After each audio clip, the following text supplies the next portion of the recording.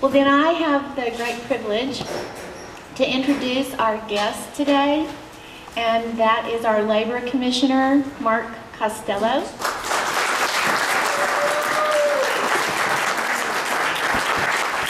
Thank you, Stephanie.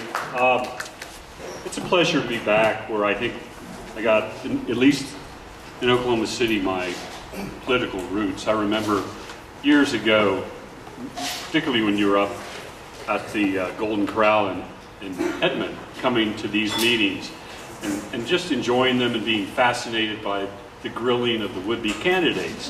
What I've since found out is that when people run for office, they almost always talk thin, but then they get down to 23rd and Lincoln. If they're elected, they eat fat. That seems to be a consistent pattern. In fact, earlier today, I spent the morning at the wind tax credit interim study, and I learned a lot about wind. I learned that almost all of the energy that these big windmills produce is not consumed within Oklahoma. I found out that these windmills that we have are being subsidized heavily. First of all, it starts out with a federal subsidy, which heavily subsidized them. And then the states jump in the game or the Ponzi scheme, hoping that they can compete against Texas or Kansas with additional subsidies. And then it's amazing. At the last few minutes of the 2013 legislative session, in the darkness of night, when everyone was on a bum's rush to get out of the state capitol, they extended this tax credit once again, which, to put it in perspective, it is hard to put it in perspective. They don't want you to put it in perspective. They don't want you to know how bad that it is. But in England, 7% of the total energy bill is you pay for alternate energy, renewable energy, but it only produced 2% of the overall energy. In other words, you're paying 7 cents for 2 cents worth of benefit in England. It's just about as bad in California, where the cost of a kilowatt hour in California, where they have all this renewable energy, is nearly double what it is elsewhere in the country where there is no renewable energy. Now, I'm not saying it has created jobs, though. I will give them credit for this. It's created jobs for lobbyists. It's created, and by the way, these lobbyists, they're kind of a bit like Father Christmas. They show up and have this subsidy, this welfare tax credit transfer.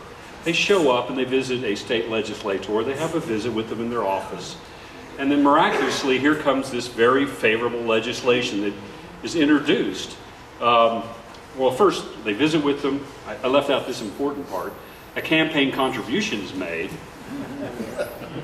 And then a few weeks or months later, a very favorable piece of legislation was introduced. Now, I would not call that a bribe.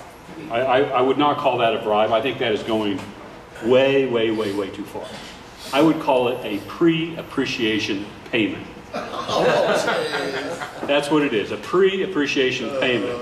Now, some people even call that a smear, but I wouldn't go so far as to call that a, never mind.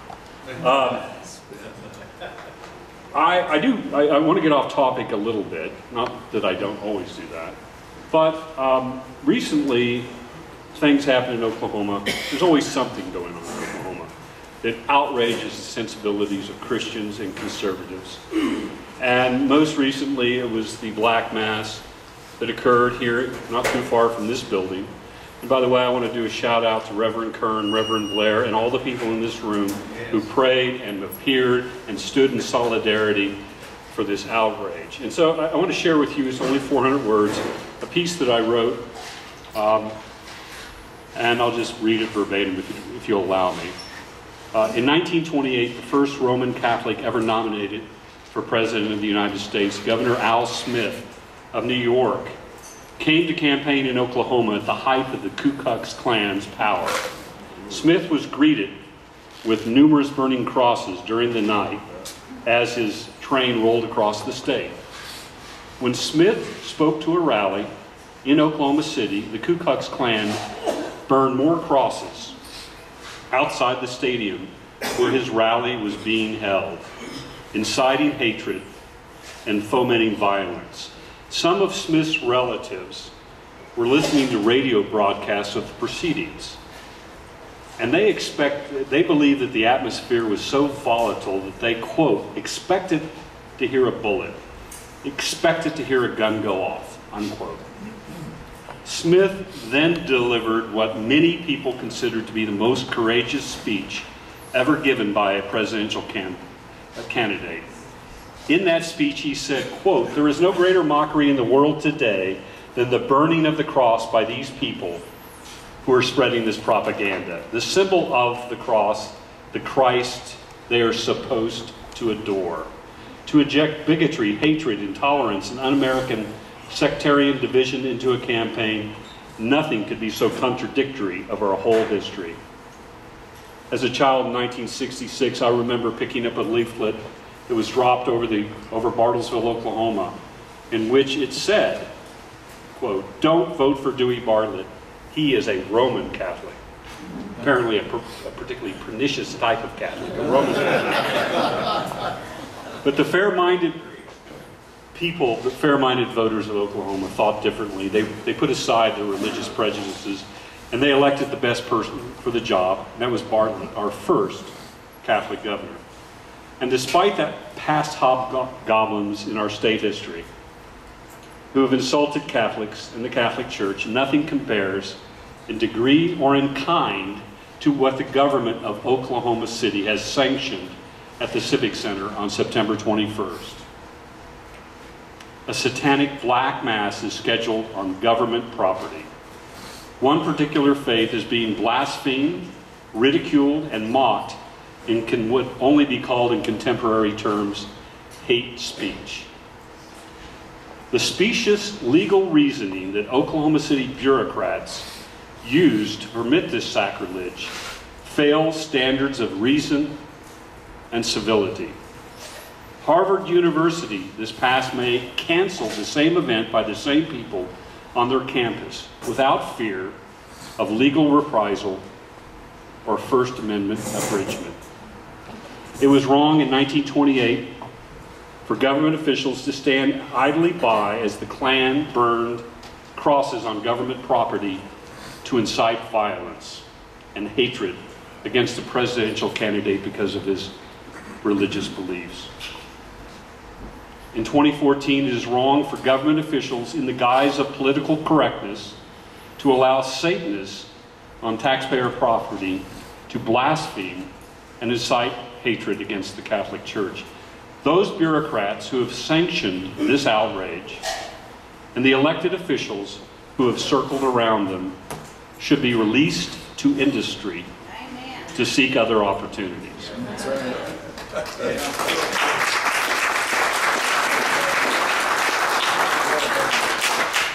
And it was interesting, my daughter made the comment when this was happening. By the way, I will never go step foot inside the Civic Center of Oklahoma City for the remainder of my life because it has been consecrated to Satan. Sorry, I just can't go there. You know, I never took my kids to Disneyland either, but for political reasons, this is for spiritual reasons. And my daughter made the comment that this is, on a spiritual level, this is not good.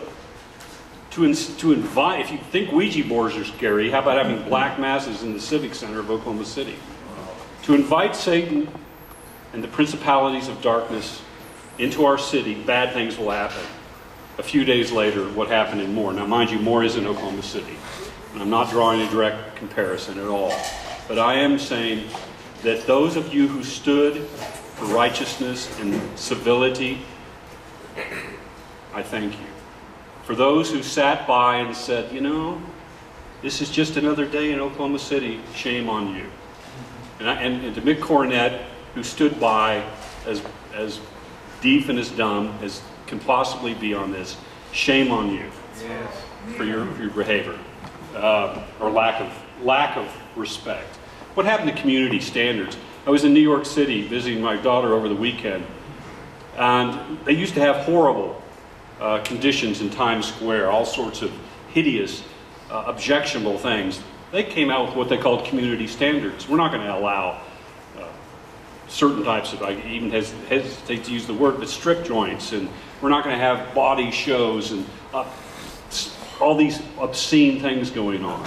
And we certainly wouldn't allow this type of behavior in Oklahoma City because of community standards. What are the community standards that we used to have of respect and mutual respect? They seem to have gone out the window, particularly if you want to insult Christianity, decency, and morality. That's where it seems to have gone out the window. Once again, hats off to Reverend Blair and Kern.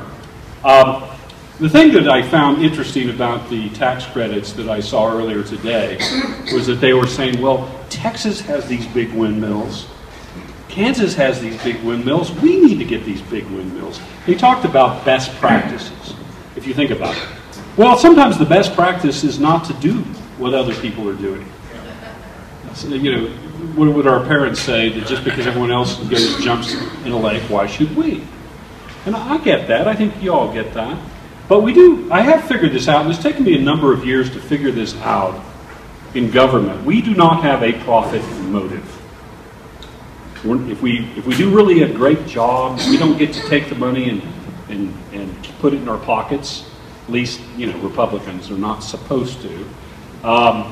We don't have dividends to pay, but we do have a best practice motive in government. And that's pretty clear and easy. We have a federal system. We have 49 other states and even places around the world that are doing something better, perhaps, than Oklahoma. So I guess the most obvious example, recent example, where we did the right thing was done, was in regards to workers' compensation, of which I'm sure Commissioner Engel, Richard's wife, could give you a much deeper dive on that. But to me, it's pretty simple. It was pretty simple. We were paying $2.52 for what Arkansas was spending $1. $2.52 for what Arkansas was spending $1. How could you start a manufacturing business? Why would you start a manufacturing business in Oklahoma under those auspices? You wouldn't. You'd say, that's too expensive. Let's go to Arkansas. I went to Arkansas a couple of years ago with Jim Marshall, who's here today, and others, and we sat down with the people that 25 plus years ago had one of the worst systems in the country in Arkansas in regards to workers' compensation. And they completely overhauled it. Governor Jim Guy Tucker and the Democrats fixed it. Now that's Governor Jim Guy Tucker before he went to jail for corruption. And the Democrats fixed it to where it became the exemplar, the system to copy for all other countries, or all other states within the United States. And fair enough. So, now, when I went into office, let me back up a second. I think I may have said this before, so forgive me for saying it again. But I really never thought much about workers' compensation. I had businesses in telecommunications and in software. We sold our product around the United States, around the world. I thought more about the coffee vendor. I thought more about what type of, should we have a Ozarka water for the employees than I ever thought about workers' comp. It wasn't a problem for me. It wasn't part of my vision, if you will, until I started running for office. And that's what I always heard about. And when I guess, boiled the numbers down to $2.52 to $1, I realized we had a massive problem.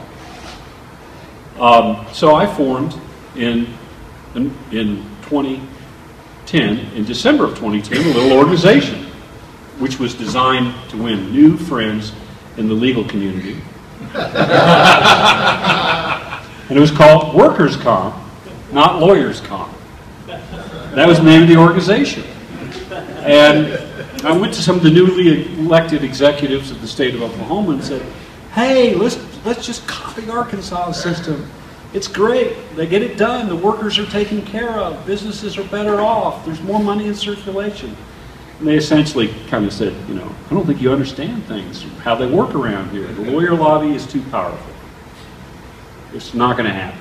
And obviously, the people of Oklahoma, the businesses of Oklahoma, and a grand coalition got together and said, no more should we continue to enshrine in Oklahoma law a workers' comp system which is basically a lawyer-up system to the detriment of all other Oklahomans, that was principally designed and kept intact by one individual, the late Gene Stipe.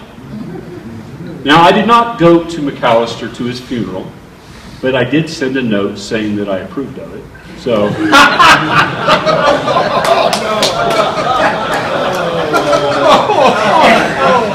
now, to give credit, that was an old Mark Twain joke that I got.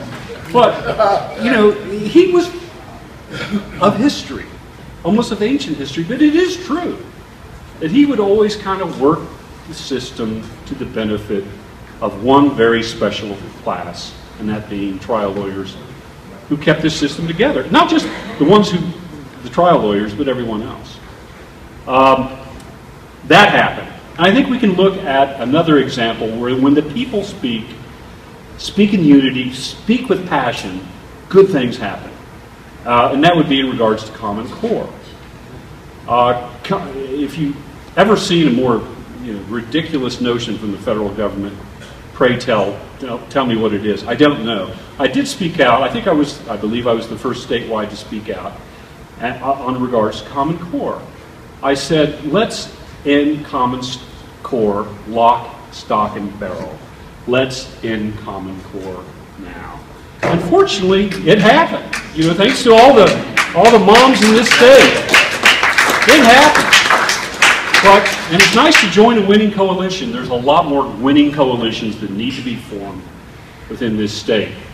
Obviously, we have decided to cede our religious principles to a religion in Washington called environmentalism. And the EPA is now dictating what is good and righteous and holy. And part of that is that we should shut down perfectly clean coal plants in eastern Oklahoma, at Oologah, for the benefit of, well, I guess, their religion. Now, the challenge that I have with this, it will not do any benefit that's measurable for the environment. There's no health issue at all. But when PSO made this agreement in conjunction with the Sierra Club, and yes, some elected officials in the state of Oklahoma, they made the agreement and it was approved by the state legislature, but they later modified it and decided to shut down one of those coal plants in Oologah and go to a different form of energy, natural gas. But the problem with that is they never went back and got the lawmakers, our elected representatives, to sign off and approve it. So I raised objections with the Secretary of State. I don't know where it will all head, but it could end up very likely. And the problem is the DEQ, and by the way, if you're part of the DEQ, you pretty much buy into a form of belief that emanates out of environmentalism as a worldview, as a world religion. And they didn't bother to go back and get the lawmakers to check off. I raised the objection. I hope that the Secretary of State will make the right decision and say they in fact need to go back and get the lawmakers' approval because they made a major modification. Don't hold your breath, because I think that once again, who will pay for this? You will pay for this. And why is this part of the purview of the Labor Commissioner? Because under Title 40, Section 1B3, I am entrusted for looking out for the benefit of wage earners in this state, past and present. I say past, retired people as well. When your utility bill, people go, why aren't people upset about all this? Well, trust me, when you open up your bill in the mail and your electricity's gone up 11, 12, 15, 20% over the next few years, it's too late to raise an objection. I do believe we have a great new corporation commissioner coming on board in Todd Hyatt. I think he really is a man of the people. The day I met him up in Kellyville, he was driving a truck with one of those prongs on the back that you put a bale of hay on, a rail. So I go, this is my kind of guy. Those are examples, I believe, both in terms of workers' comp. But let's get back to one last concept, and that is best practices. there are more and more opportunities that I see to improve things in Oklahoma. Merit protection reform is significant. Other states do it better. Let's bring the reforms here, all of that. The last 3 labor commissioners have been released to industry at the ballot box. We had Renault, then we had Renfro, we had Renault, and then Lloyd Fields. All 3, the voters sorted out. They didn't want them around anymore. Now, I'm hoping the trend is not my friend, because I am up for re-election next month on November 4th. I will continue to speak out on issues that I think need to be spoken out on, irrespective of who it may upset, because at the end of the day, I have confidence that when the people, given all the information, they will make the right decision, and I hope that I will speak reasonably well on your behalf. With that, I'm going to open it up for questions. Yes, ma'am. I didn't catch your name. I beg your. I'm sorry, it is Mark Costello. Thank you. And if you want, I can sing my jingle for you. No. So can we. Well, by the way, you'll get copious amounts of jingles in the next few weeks. So it's a great. Yes, sir. We still withholding dues for. We are. For teachers. We are. We're still doing it for state employees, for the Oklahoma Public Employees Association. Well, because we've had Republicans kind of morph into, they're like one of those salamanders or whatever. They've kind of morphed into doing the bidding of whomever they get their money from. In a word, I mean, to be rather blunt about it, if you go back to 2004 when the Democrats controlled the legislature, the OPEA gave $34 to Democrats for every $1 they gave to Republicans. Now over 70% of the dollars go to Republicans, and somehow they just can't see the contradiction of collecting money for a group like OCPAC or the OPEA. I don't care if it's who it's for, what party. If it's political, it ought not to be in the paychecks of public employees. It's time we turn that down. Why? Because it corrupts the process. That's one reason why we can't get merit protection more traction, because, doggone it, we don't want to make anyone upset. Well, let me tell you what. The left has never been our friend. Today, they are not our friend. They will never be our friend in the future, so who cares? Let's do the right thing and stop paying attention to the nickels and dimes that end up in the campaign coffers. Yes, sir. Could I follow up on that? I'm yes, a retired state employee yes, sir. in the Department of Corrections, and I would much prefer that you push charging these associations for this this service rather than banning it, because I enjoy it. Well, here's if I may. The challenge is, should we allow OPEC to collect dues from state employees? Should we allow the John Birch Society, the Republican Party? Today, you can easily, in a matter of, and I've done it, in less than 2 minutes, go online and have those dues come out of your personal paycheck. It's a personal transaction. It's a political transaction. And I believe fully in the right of people to engage in political activity. Obviously, that's what we're all here today. I don't believe the government should be the bagman for the unions. That's just a belief I have. And I think that associations, fair enough. It's, we'll have to beg to differ on that, but I do see when you see government officials so often, particularly in municipal elections, particularly pay attention to these associations and unions. By the way, I read yesterday we have a $2 trillion, the newest number, $2 trillion in unfunded liabilities for public sector pensions. $2 trillion. How did that happen? Because we're collecting money to give to the politicians who vote those unsustainable benefits. They should pay, in that regard, we should, a hardworking person at the DO's Department of Corrections or anywhere else in the state of Oklahoma should have their pension money set aside at the next paycheck. It shouldn't be for future generations. It should be funded. Otherwise, it's easy to buy votes today that someone else has to pay back. Sure. So, at any rate, I do appreciate it's been an honor of a lifetime to serve these 4 years. Thank you all very much.